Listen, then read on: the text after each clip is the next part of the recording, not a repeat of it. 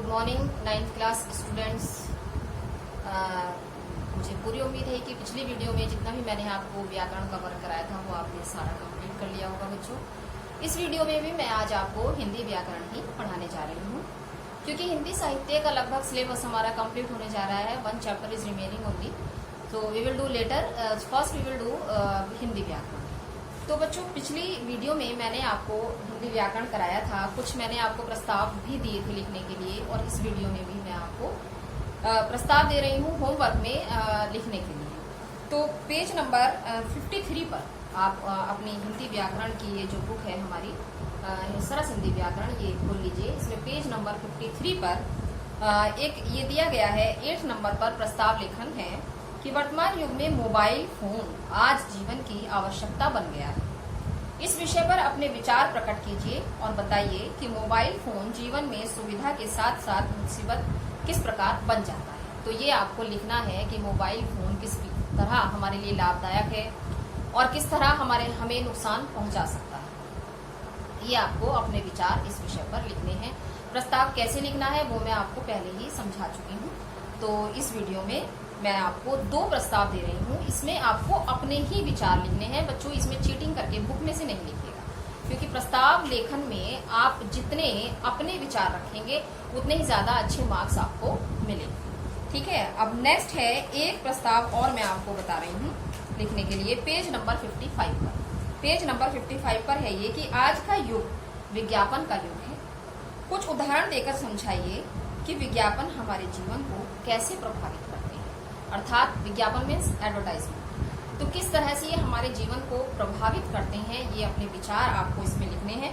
विज्ञापन की दुनिया, अथवा मीन्स जैसे लैंग्वेज चेंज हो जाती है कभी कभी, लेकिन चीज वही होती है, तो अथवा करके इन्होंने दिया है कि विज्ञापन की दुनिया हमारे जीवन को किस प्रकार प्रभावित करती है। कुछ उदाहरण देते हुए अपने विचार व्यक्त कीजिए। अर्थात विज्ञापन से हमारा जीवन किस प्रकार प्रभावित होता है, ये हमें इसमें अपने विचार प्रस्तुत करने हैं। बच्चों, प्रस्ताव लेखन करते समय आप ये बात जरूर ध्यान रखिएगा कि उसमें एक पक्ष में विचार मांगे गए हैं या दोनों पक्ष में मांगे गए हैं। अगर दोनों पक्ष में आपके विचार मांगे हैं तो दोनों ही पक्ष आपको लिखने हैं। ऐसा नहीं है कि केवल आपने एक ही पक्ष उसका रख दिया, दोनों पक्ष में आपको अपने विचार रखने हैं। ठीक है। तो दोनों ये प्रस्ताव आपको अपनी व्याकरण की कॉपी में लिखने हैं। ये आपका होमवर्क है। ठीक है। अब हम आते हैं व्याकरण आगे। पेज नंबर 265 तक हमने एग्जाम से पहले की वीडियो में किया था, पेज नंबर 265 तक। तो आज हम उससे आगे का वर्क करेंगे। पेज नंबर 265 देखिए, निकाल लीजिए अब आप। पेज नंबर 265 पर विलोम शब्द की एक्सरसाइज थी जो हमने कर ली थी। अब हम करेंगे अनेकार्थी शब्द की एक्सरसाइज है। अनेकार्थी शब्द किसे कहते हैं, पहले मैं आपको इन शॉर्ट ये बता देना चाहती हूँ कि कुछ ऐसे शब्द होते हैं जिनके जो भिन्न भिन्न अर्थ देते हैं। कुछ शब्द ऐसे होते हैं जो एक ही शब्द होता है, लेकिन उनके अर्थ जो है वो अलग अलग तरह से हम प्रयोग कर सकते हैं। तो इस प्रकार के शब्दों को अनेकार्थी शब्द कहा जाता है। एक ही शब्द होने पर जब उसके कई अर्थ निकलते हैं तो ऐसे शब्दों को अनेकार्थी शब्द कहा जाता है। जैसे एक शब्द है तीर, या एक शब्द है कुल। कुल मैं बताऊंगी आपको। कुल मीन्स योग, कुल संख्या, यानी कि उसका कुल योग क्या है। और एक कुल मीन्स होता है वंश। हमारा जो परिवार का हमारे वंश होता है वो उसका मीनिंग होता है वंश। तो देखिए, ऐसे ही तीर है। तीर शब्द के 2 अर्थ हैं।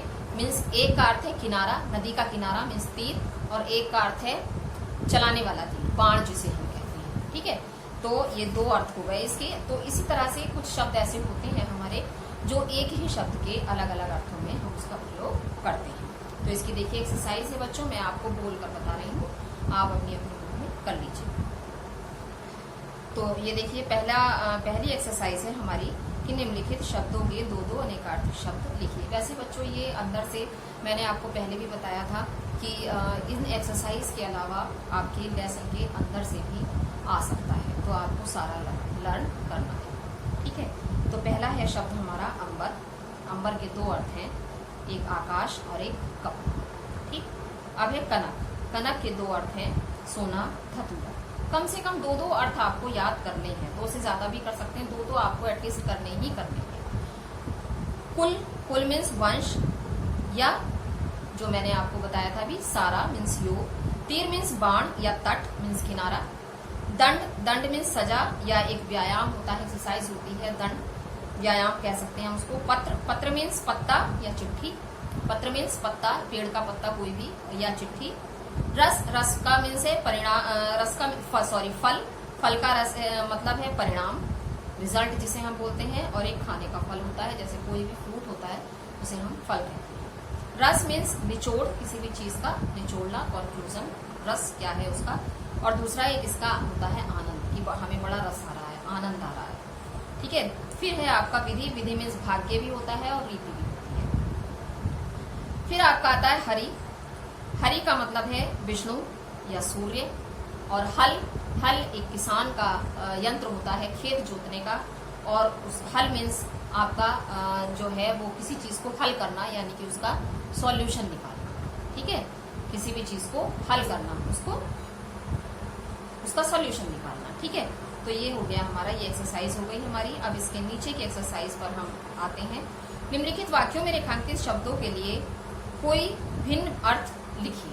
कोई भिन्न अर्थ मीन्स जो इन्होंने रेखांकित शब्द दिया हुआ है उसी का अर्थ, उसी के जैसा दूसरा अर्थ वाला, वो आपको हमें वहां शब्द लिखना है। कैसे? सोमवार के दिन भारत पर, वार, जैसे वार एक तो दिन के लिए आ गया वार, अब दूसरा ऐसा वार लिखना है जो दूसरा अर्थ निकले उसका।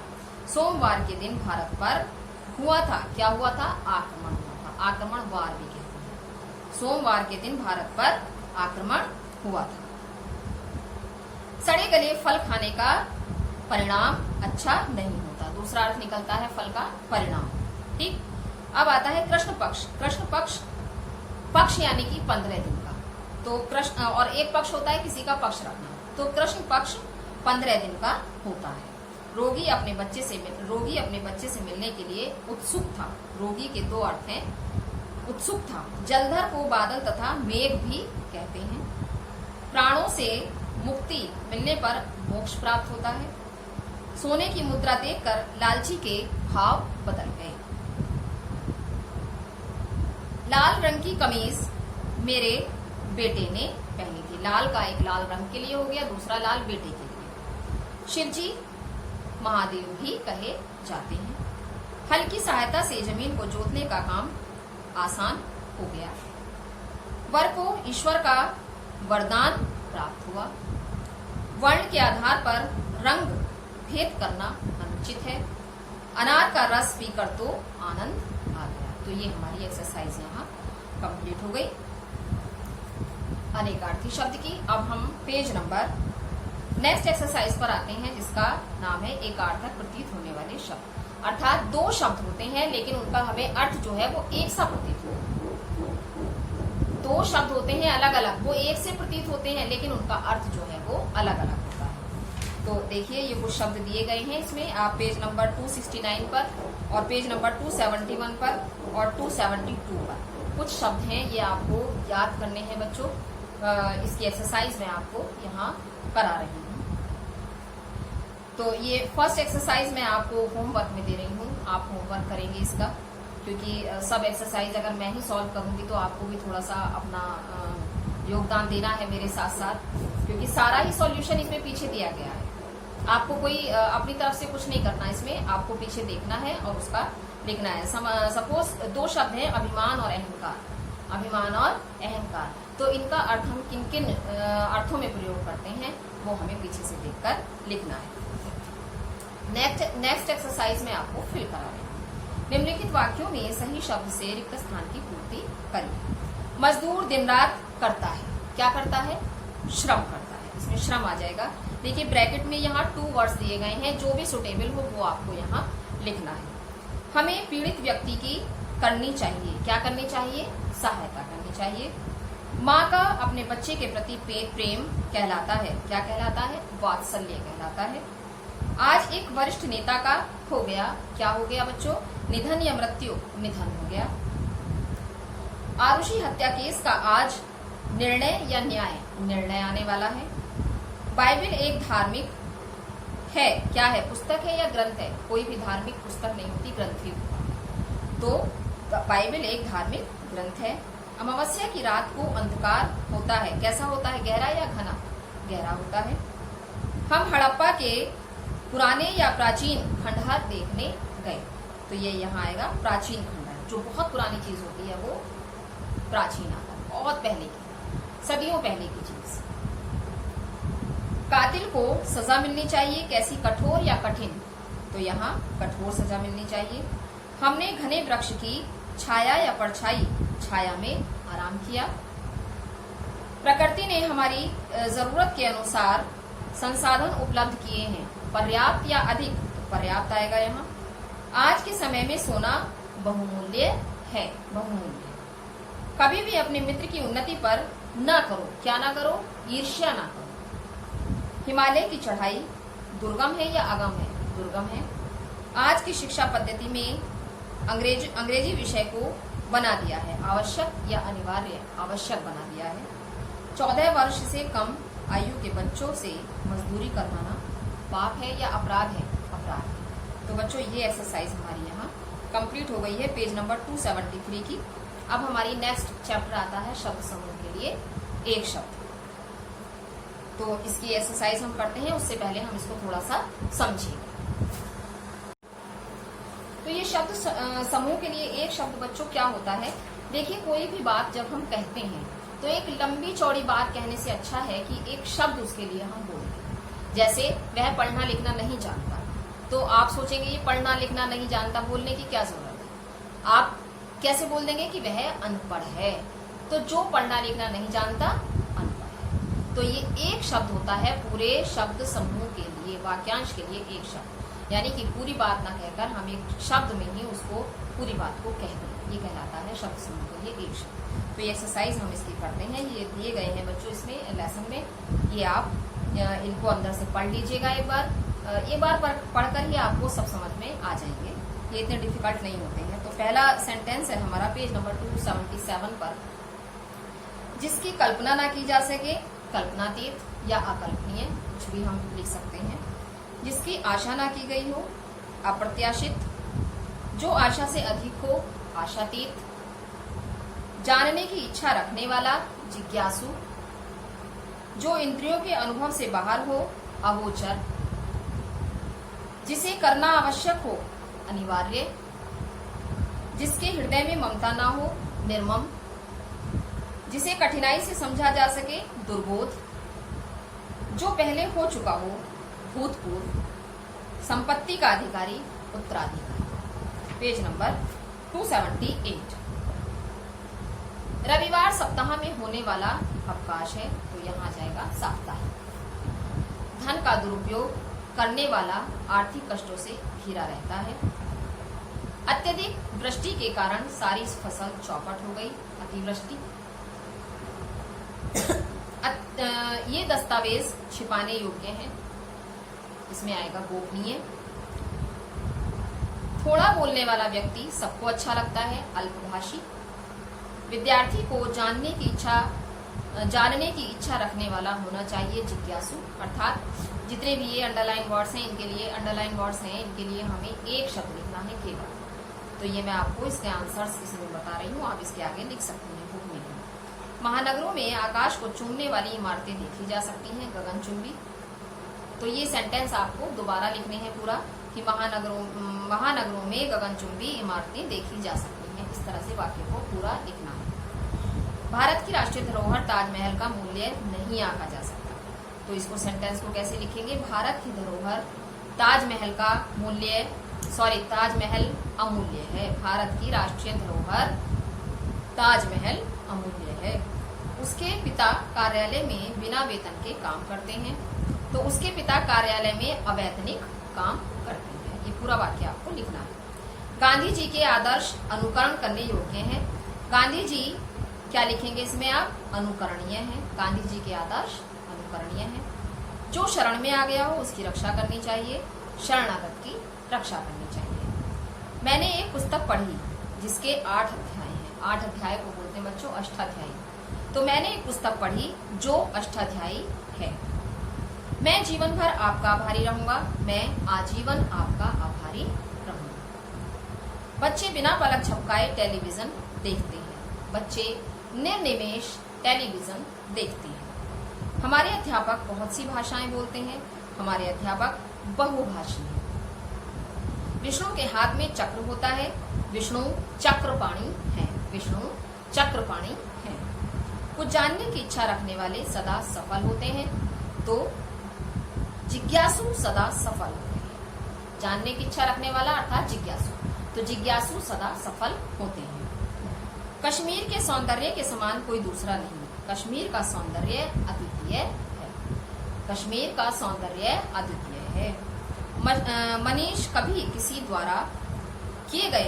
द्वारा किए गए उपकार को नहीं मानता, तो मनीष कृतज्ञ है, मनीष कृतज्ञ है। देखने वालों ने नाटक बहुत पसंद किया, देखने वालों की जगह आ जाएगा दर्शकों ने नाटक बहुत पसंद किया। तो ये एक्सरसाइज हमारी यहाँ पूरी हो गई बच्चों। पेज नंबर 278 पर ये कंप्लीट होती है शब्द समूह के लिए एक शब्द। नेक्स्ट एक्सरसाइज हमारी आती है उपसर्ग और प्रत्यय। तो देखिए ये करने से पहले एक बार मैं आपको ये बताना चाहूंगी कि उपसर्ग किसे कहते हैं। तो बच्चों वे शब्दांश, छोटे छोटे शब्दांश, वे शब्दांश जो किसी मूल शब्द से पहले लगकर अर्थात प्रारंभ में लगकर उस शब्द का अर्थ परिवर्तित कर देते हैं, वे शब्दांश उपसर्ग कहते हैं। ठीक है, अर्थात हम ये कह सकते हैं कि ऐसे शब्दांश जो मूल शब्द के प्रारंभ में लगकर उसके अर्थ में परिवर्तन ला देते हैं या नया अर्थ प्रदान कर देते हैं, वे क्या कहलाते हैं, उपसर्ग कहलाते हैं। ऐसे ही प्रत्यय है बच्चों, प्रत्यय भी वही है कि ऐसे शब्दांश जो मूल शब्द के बाद में लगकर अंत में लगकर उस शब्द का अर्थ परिवर्तित कर देते हैं, वो शब्द प्रत्यय कहलाते हैं। तो इसकी एक्सरसाइज हम कर लेते हैं। देखिए पेज नंबर 280 पेज नंबर। तो ये भी कुछ ऐसे ही शब्द हैं। एक्सरसाइज नंबर 1 मैं आपको होमवर्क में दे रही हूँ। वैसे मैंने लाइव क्लासेस में बच्चों ये सारी एक्सरसाइज आपको कंप्लीट कराती हैं, लेकिन फिर भी जो कुछ बच्चे ऐसे हैं जो लाइव क्लास नहीं ले पाते हैं, किसी कारणवश कहीं जाना है या कुछ है, तो ऐसी प्रॉब्लम होती है किसी के साथ में, तो वो बच्चे जो है वीडियो देखकर अपना काम कंप्लीट कर सकते हैं। तो ये एक्सरसाइज आप होमवर्क में करेंगे। पीछे सारे ही शब्द दिए गए हैं, ये भी आप जो है देख करके इसमें से बुक में लिख सकते हैं। नेक्स्ट एक्सरसाइज है निम्नलिखित शब्दों में प्रयुक्त उपसर्ग और मूल शब्द अलग करके लिखिए। तो ये देखिए अध्यादेश, ये शब्द है हमारा अध्यादेश, अधि प्लस आदेश। अवनति, अव प्लस नति। उद्भव, उत प्लस भव। दुष्कर्म, दुष प्लस कर्म।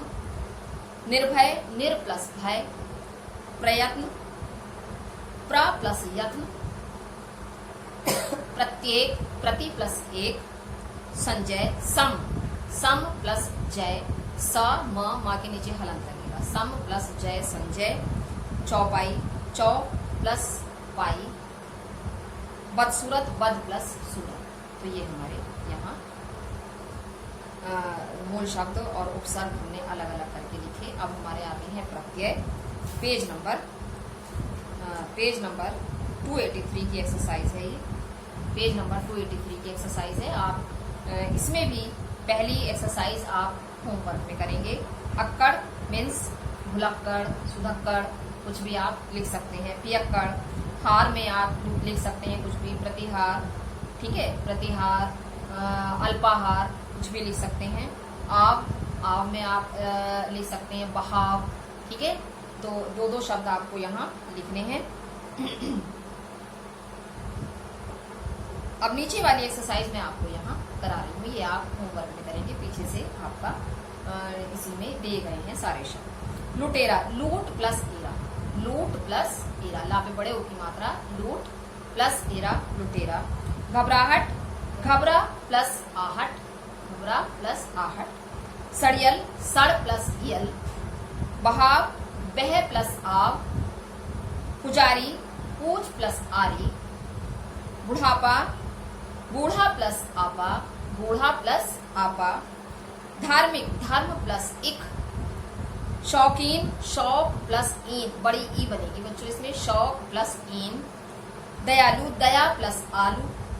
राष्ट्रीय, राष्ट्र प्लस ईय। नौकरानी, नौकर प्लस आनी। और डरावना डर प्लस आवना।